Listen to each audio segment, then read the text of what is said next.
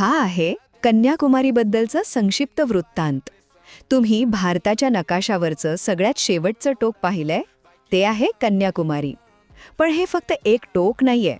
ही एक अशी जागा आहे जिथे निसर्ग, श्रद्धा आणि संस्कृती यांचा एक अनोखा संगम पाहायला मिळतो.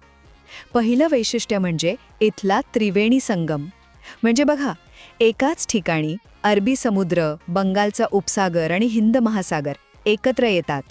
आणि सगळ्यात भारी गोष्ट म्हणजे एकाच किनाऱ्यावरून समुद्रातून होणारा सूर्योदय आणि समुद्रातच होणारा सूर्यास्त. हा अनुभव तुम्हाला खरंच शांत करून जातो. दुसरी गोष्ट म्हणजे ही भूमी ना प्रेरणा देते.